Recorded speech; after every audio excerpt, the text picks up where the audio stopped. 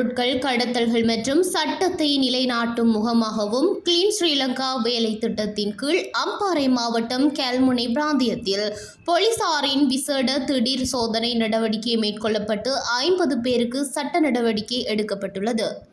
இச்சோதனை நடவடிக்கையானது திங்கட்கிழமை 9ஆம் தேதி இரவு கல்முனை பிரதான பேருந்து நிலையத்தின் முன்பாக கிழக்கு மாகாண சிரேஷ்ட பிரதி போலீஸ் மா அதிபர் சட்டத்தரணி வருண ஜெயசுந்தரவின் ஆலோசனையில் அம்பாறை மாவட்ட பிரதி போலீஸ் மா அதிபர் சுஜித் வேதமுள்ள வழிகாட்டலில் அம்பாறை மாவட்ட சிரேஷ்ட போலீஸ் அத்தியட்சகர் பிரியந்த பண்டார கஸ்தூரி ஆராய்ச்சி நெறிப்படுத்தலில் அம்பாறை மாவட்ட கல்முனை பிராந்திய உதவி போலீஸ் அத்தியட்சகர் MK இப்னு அசார் பணிப்புரை கமைய மேற்கொள்ளப்பட்டது.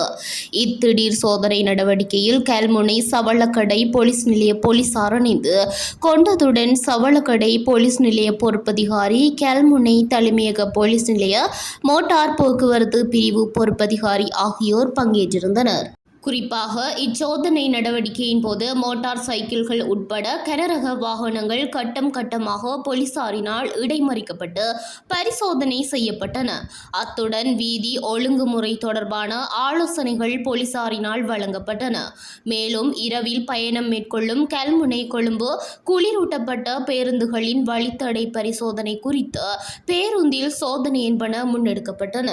அத்துடன் மோட்டார் சைக்கிள் ஆவணம், காப்புறுதி எதுவுமின்றி மோட்டார் சைக்கிளை செலுத்துவது, சாரதி அனுமதி பத்திரமின்றி வாகனம் செலுத்துவது, தலைக்கவசம் அணியாது செல்வது, ஒரு மோட்டார் சைக்கிளில் 2க்கு மேற்பட்டவர்கள் பயணிப்பது, அதிவேகமாக செல்வது, மிக ஒலி எழுப்பிய மோட்டார் சைக்கிள்கள் தொடர்பில் கண்காணிக்கப்பட்டு தண்டப்பணம் விதிக்கப்பட்டன.